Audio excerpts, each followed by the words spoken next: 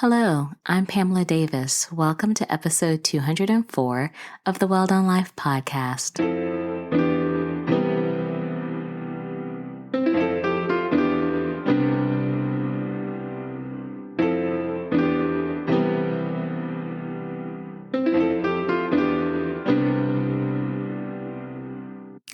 Hello, and welcome back to episode 204 of the Well Done Life podcast. I'm your host, Pamela Davis. If you are new here, hey, how are you? Welcome. I am so glad that you're here with us this week. I hope that you will stay for a very long time. If you've been here before, you guys know the deal. I love you deep. Thank you so much for continuing to support me. I wouldn't be here without you, and I am so grateful to have you on the journey. So I hope you will continue to stay and bring lots of friends. I couldn't do this without you. Before we get started with this week's episode, I really want to take this time to be foundational. For those of you that have been listening for a while, you know that this is the part of the episode where I want to make sure that I set a proper foundation. It's really important to me that this safe space, this house that we're building, is built on two very important things, and that is clarity and love. Clarity is really straightforward. I just want to make sure that you understand that I created the Well Done Life because I believe that women are the foundation of society. I believe that we need places and spaces where we can be our most authentic self, and that we need a space where we can learn from each other. So hopefully we get an opportunity to have that by me sharing my journey, the good and the bad, as well as spotlighting other women who are doing amazing things in the community, because I want you really to see that there's nothing that you can't accomplish, and that, believe it or not, someone who has gone through the exact same thing that you're going through right now has made it, and you're going to make it too. So I hope that you feel inspired. I hope that you will feel loved and cared for and supported in this space, because there's space for all of us to win. It's just a matter of us being vulnerable, being honest, being true in ourselves. So hopefully this space gives you the freedom to do that, because your story can save someone. Your story can inspire someone. And I truly want to encourage you to stand in the conviction of who you are and be that person that you were called to be, and inspire another woman so that we can all continue to grow and elevate. So welcome. And then that leads you into my second tenet, my favorite other foundation, which is love. I'm a sucker for love. I believe in love. And so for me, it's very important that every week I share prayers with you. I truly do believe in the power of two or more coming together in prayer. And I think that my prayers are magnified by this. So I hope they are. And I hope that you are praying and loved in agreement with me. So this week, I'm sending you prayers of peace. Of course, I have to. It's the 1st of December. Can you believe it? We are at the end of the year. I feel like 2024 has just gone by in a blink, and I'm just so inspired and so overcome by emotion with all the great things that we've been able to accomplish. It's been a challenging year, but we're here, and this is a great time for us to take a moment to sit still, to really think about all that we've accomplished, all that we have survived, and just to be grateful.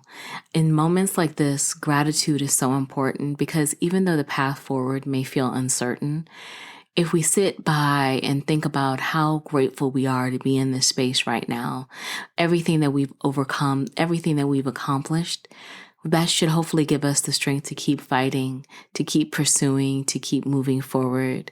And that's what we need right now. We have to always fight and keep believing for ourselves and the ones that we love and others, because there's always space, there's always room, and there is always things that we can accomplish. We just cannot give up. And so I hope that you will give yourself a pocket of peace so that you can celebrate all the things that you have done. Let go of the things that didn't work the way that you wanted them to, and look forward to the future of what's going to come, because great things will come. And then along that line of prayers of peace, of course, I'm always praying for you to have prayers of abundance. I want you to be blessed, not just financially, but in your heart, in your soul, spiritually. I mean, there are so many things, again, that we have so many things to be grateful for, that you have to think about the abundance that you have in your heart and in your soul and how you want to carry that energy into the next year. Because again, that's going to help fuel you on the journey. We really just have to think about all the blessings we have. We can't worry about the things that we lost, because sometimes we have to lose things or let go of things or people because they don't serve the next level that we're about to go to. So I'm truly believing that this level of abundance that you're experiencing is preparing you for something even greater, and that it will allow you to be able to be more of a blessing, not just to yourself, but to those around you. And then kind of finalizing my prayers this week, I definitely just want to make sure that I send you prayers of love. I really want you to be surrounded in love right now. This is the 1st of December. The holidays always tend to be a trickier time for a lot of us because many of us have experienced loss this year on so many different levels, and it can be very triggering and emotional. And so I'm hopeful that even though maybe you are not surrounded all the time with the people that you desire, the people that you love, the people that you will miss, that your circle is strong, that you have good people around you who can pour into you from a place of love when you need it. Because a little love and encouragement is always needed. A little empathy is needed. Actually, a lot of empathy is needed. And so I just pray that you are surrounded in good reciprocal love, love from the top of your head to the bottom of your feet on all levels, because you deserve it. And it's time that you recognize that. It's time to stop playing short and remember you are worth it and you are deserving of the best and truest love on all levels. So those are my prayers for you this week. I'm recording on Saturday, November the 30th at 12:40 p.m. It feels really good to kind of sit back. I know I've been gone for a minute. I took a little bit of space. I had friends and my love and family that I wanted to spend time with. We had the classic, we had Thanksgiving. I mean, it's just been a time. And I really kind of enjoyed the moment of just kind of disconnecting. I popped in on social media here and there, but I really took that time to just kind of be present in the moment, and it was glorious. And I hope that you will get some time like that this week, this month especially, because again, it's big time. We're getting ready to go into a whole new year. So it's time to, give ourselves some grace, kind of wind down, think about everything and what we want going into 2025, who we are and how we feel.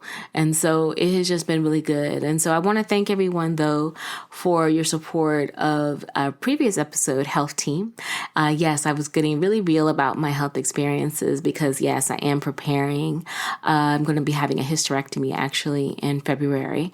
And I have really been on a renewed health journey, as you all know. And so, yes, I just kind of was updating you in regards to beginning my GL1P journey and losing weight and getting real about my health and advocating. And so I definitely am inspired. I'm so inspired by it, actually, that I kind of want to use this episode to talk about what's going to be happening coming up in 2025, because just to kind of set the plan for everyone in regards to how this month is going to go, this episode and then the last episode of 2024 for the podcast will be next week on December the 8th. From December the 8th all the way until the first Sunday in 2025, I will be on vacation or hiatus. I'm going to be taking that time to really focus on some things that I want to work on going into 2025, taking more time to connect with myself and my family and preparing myself health-wise for my upcoming surgery and just kind of quieting the noise. And so I definitely wanted to take this episode to kind of talk about what's going to be coming up in 2025 as it relates to content, because this health journey that I'm on has really shown me that I need to have more conversations as it relates to women's health. And the reason I'm saying that is not just because I'm in menopause, or I'm not in menopause, but I'm beginning menopause. I'm like perimenopausal and about to have a hysterectomy and just all the things. But it's also showing me that there are a lot of women in the same boat that I'm in, and we're just not having enough conversations about it. And like I mentioned to you guys in a previous previous episode, I had a great opportunity to go to a women's health conversation hosted by Dr. Vonda Wright here in Lake Nona, Florida, and it was amazing. It was so good to be surrounded by so much expert opinion in regards to women's health, and I loved it. It was everything. I mean, there were over 500 women in that space, and we were all connected through our desire to understand more about menopause and how we can live more effectively and have better health on all levels. But I also noticed that to me, there just seems to be a little bit of a disconnect that I don't like. And I just feel like that means, and really that disconnect is that we're just not having enough conversation as women, as Black women, brown women in general about women's health on a more individualized space, because 500 women is just a small representation of the women within, I know, my community and my state, my area, this world. And we all need to be talking about this, because if we don't advocate for ourselves, no one is going to advocate for us. And that's not an indictment. It's just that's the way of the world. And instead of complaining about it, I want to do something about it, because I could sit here and talk all about how I feel like there's just not enough equitable spaces for women in regards to healthcare. And we could talk about that. But we can also talk about the fact that I think it just needs to be more of an active conversation. We could talk about Lottie Dottie and everybody else, but we just don't spend enough time talking about health. And so for the first quarter of the year, kind of tying it in actually into the pillars, because obviously as we get ready to go into 2025 and we get a little further in, I am going to be talking about the reset, because that is one thing that I have spent some time working on in this past few months. And I want to definitely tee up to what I'm thinking going into the reset. And the reset is my one-day experience that I have for women catered around mental health, physical health, financial health, and building community. And so kind of switching things up, because in 2025, you will definitely see changes in regards to the podcast. But definitely what I'm thinking, especially for first quarter, because first quarter is typically where everybody is, new year, new you, getting into healthiness, focusing. I'm definitely going to be spending that entire first quarter talking about health. And I'm going to be sharing my health journey with you. So you guys will be kind of going along the journey with me as I prepare, like I said, for my menopause, for my hysterectomy. Prepare for menopause. I'm not going to go into menopause either immediately after I have this hysterectomy. Let me kind of preface that as well. I am having a full hysterectomy, but I will be keeping, or actually it's probably considered a partial, because I'm going to be keeping my ovaries at this point. That is the plan. So I like to be clear. So apologize about digressing and rambling in regards to it. But I do want to spend this first quarter of the year talking about it, because I really am trying to take a much more proactive approach to how I want to go into this next season of my life. Because it's funny, I'm having my hysterectomy on the 27th of February, and I turn 52 on the 25th. So it's like, happy birthday to me. I'm taking out my uterus. And it definitely is not how I wanted to spend 52, but I'm just kind of looking at it like it's the springboard to how I'll be going forward in the next few years of my life, because again, I want to be at my healthiest. And it wasn't the plan that I had, because I really did have the belief that I would die with my uterus intact. I just thought I would. I know that probably sounds crazy to say, but I really did. I really just thought I wouldn't lose it, because I've just never had any issues. But again, it kind of popped up. And so now we're here and we're making different choices. And I'm okay. I'm not mourning it. I'm just kind of like, wow, that happened pretty fast. And so that just kind of showed me again how we need to have more conversations around health, because women's health, your health can change dramatically as you age. And especially once you're over the age of 50. It's not to scare you ladies who are under the age of 50. It's just to say that it can happen fast. And so you have to be informed. And unfortunately, I just feel like most of us do not inform ourselves about women's health until it becomes an issue that we're having with our health. Then we want to read everything. Then we want to learn all the information. We want to talk to everybody about it. And one thing that I'm learning on this journey myself is that it's really individualized. And so I will definitely, like I said, share my journey, but I want to make sure that I'm sharing in a way where you understand that I know that what's happening for me may not necessarily need to be what happens for you. And that's not why I'm sharing it. I'm not sharing it because I want you to have my experience. I'm sharing it because I want you to understand that it's okay to advocate for yourself. That's really what it is. I want you to understand that it is okay to ask questions. It's okay to read books. It's okay to bring written notes into the doctor's office. It's okay because you have to. Because if you don't advocate for you, nobody is going to advocate for you. And I hate to tell you, that setup that you're going to have in regards to advocating for your health is going to help you be able to advocate for other people's health when it comes their time, because we have to. And to say that as a Black and brown woman that you don't have to advocate even more so is an understatement. You do, because there is this preconceived notion that, Black and brown women, we experience pain in our bodies in totally different ways. And I'm not saying that that is like the all-encompassing thing, but it exists, and you have to face those things and you have to confront them in order to move past them. So I'm just being honest that it's a part of the journey. It's not to make anyone feel bad. It's just part of what it is. And it's something that as Black and brown women we know, but sometimes we just don't take serious enough. And so I'm challenging all of us to take it serious enough, because like I mentioned previously, I have a health team. I'm not playing. I want to have the best vibrant life that I can. I wasn't born here just to work and to die and not be fulfilled. That doesn't work that way. And so because I'm aging doesn't mean that I'm just going to let my body just go down. And so I'm saying all this because I want you to understand that's not what you have to do either. Like, that is not our journey. So I am going to be pushing the envelope. I'm going to be asking the questions. I'm going to be reading the book.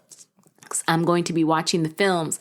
I'm going to be doing what I need to do to make sure that I am educated and informed so that I can have the best possible outcomes. And I want you to do the same. And so I want to help give you the equipment to do that. So probably also over these next few weeks, I'm going to be scouting out resources in regards to women's health and bringing them on in January, February, and March so we can have some real conversation, because I want to help prepare you so that you can make sure that you're going to the doctor and having these conversations, you're equipped and you are ready and you are advocating for yourself. Because I truly believe that even with everything that is going on, 2025 is still the year of the woman. And I believe that means that we need to be our best so that we can give our best. And I'm just going to leave that there for now because it fully hasn't been imparted on me. But I truly believe that even with the way things are possibly leaning and going and the uncertainties of it all, I still believe 2025 is the year of the woman. And I really want to see us advocating for ourselves. I really want to see us stop playing ourselves small. I really want to see us out here demanding the care that we deserve. And so let's go for it, because I know I am. And I want you to be a part of the journey with me. So yes, like I said, I'll be detailing my journey and my recovery as I make it through the hysterectomy, and just kind of, I guess, starting it off. I think in the last episode with the health team, I told you guys I was going back to my gynecologist. We were having this discussion about hormonal replacement therapy because I had been talking to my obesity doctor, Dr. Hill, about it. And, part of the things, like I did start a GL1P, but she did mention that my testosterone level was looking low. And so I got retested, and I talked with my physician, my gynecologist, about it as well. And she reran my labs, and my labs were normal, but they were normal for someone who is perimenopausal, menopausal. And so that means that, yes, I am showing diminished levels like in estrogen and all of those things. And so we're working through now, trying to figure out next steps in regards to hormone replacement therapy.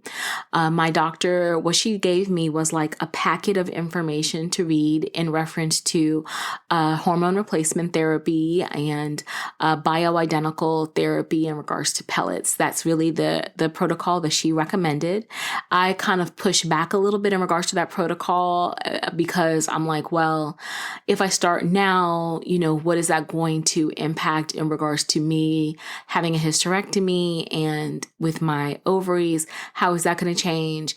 And she gave me some good insights, but not as much as I would like. So I will be spending these next few weeks reading The New Menopause by Mary Claire Haver, Dr. Mary Claire Haver. And I think I linked it in the last episode, but I will make sure I link it, as well as finishing the other book that I think I mentioned to you guys before in regards to sexual health, called You Are Not Alone. You Are Not Broken. You stop shitting all over your sex life. Shitting, not Shitting, um, by Dr. Kelly Caperson. So I'm going to be reading those for the next few weeks because I feel like I need a little bit more arsenal information and researching, because I am kind of an advocate where I would like a little testosterone cream, gel, and I can use that to try to help raise my levels without creating a lot of other side effects in my body, because it doesn't require such a large amount. And we'll be kind of monitoring. I think what I'm looking at is that we're going to have a 90-day approach just to see. And so I was waiting for her to give me feedback in regards to if I could start now or not. And I consulted her as well as a surgeon who is going to be performing my hysterectomy, since it's two different people. And both of them agreed that I would be a good candidate for it. And so I am going to be following up with them actually next week so that I could schedule an appointment and see, like, when we could get it started, because I would like to begin, because I feel like having the extra levels with the testosterone from what we were discussing can help me, not just with libido, because that's, everyone always kind of associates testosterone with libido, but it also can help me in regards to muscle mass, because part of the thing that I'm learning as I'm on this health journey is that, especially when you're perimenopausal or menopausal, you lose muscle mass at a much faster rate. And so my obesity doctor, Dr. Hill, when she's doing my weight analysis on a monthly basis, she's actually able, not even monthly, weekly, she's actually able to tell me how my muscle mass is trending to my fat loss. And so we really work very hard in regards to what I eat, in regards to my proteins and the amount of activity that I have to have. I have to lift weights. I have to lift heavy in order to help build up my muscle mass so that I can counteract the effects of this and lose muscle mass a little bit slower. But testosterone helps with that because it helps you build muscle mass. So that way, as you're losing weight, your body is more losing fat versus muscle, which is what you want. And so it does become part of the science. And I know that probably sounded crazy, but you can tell I'm nerding out. That is what I'm learning as a part of this journey. And so that's why I'm kind of like pushing back on my gynecologist, because I'm like, I don't know about the pellets just yet.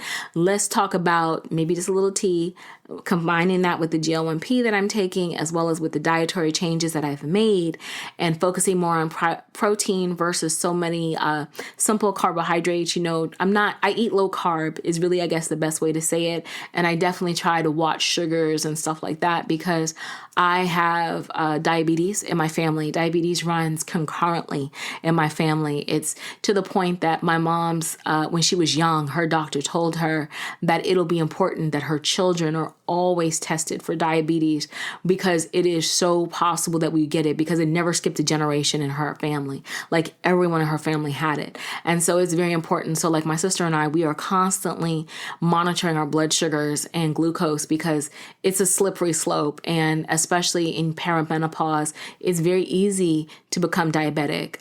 Very easy. I'm not pre-diabetic, but I was like at my last labs, like right there, like kissing it. And so that was one of the other reasons why my obesity doctor, Dr. Hill, mentioned getting on a GL1P, because I'm insulin resistant. So my body needs that extra balance. And again, these are things that aren't necessarily always talked about from the general primary physician conversation.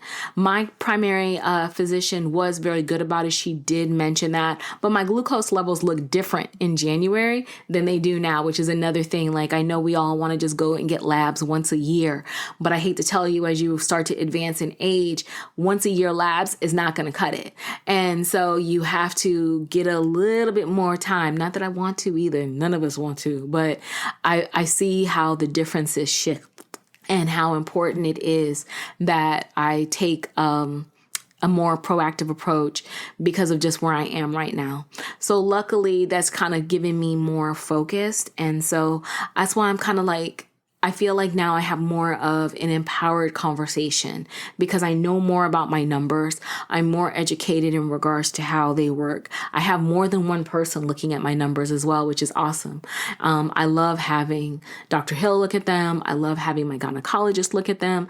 I like that because I want us all in line, my primary care physician in line, because again, it's a part of having that health team. So I say all that to say is that I'm hopefully going to be giving you guys tools going in 2025 that will help you assemble your team, that will help you know exactly what to advocate for yourself about if you don't have a team, because you can build a team and get the information that's going to help you be able to make sure that your doctors are listening to what you need.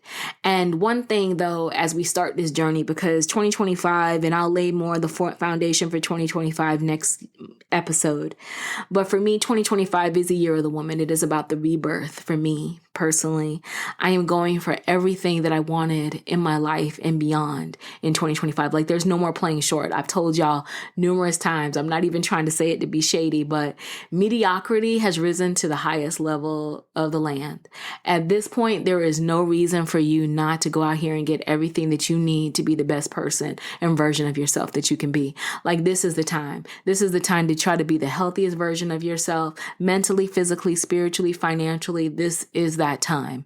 And so I want to set you up. So for this next year of content, that's what we're going to focus on. So for Q1, we're starting out with physical health. Yes, normally I start out with mental health, but physical health is where we're going to start, because when you don't feel physically well, your mental health is going to be challenged. Then we probably will go into mental health in second quarter.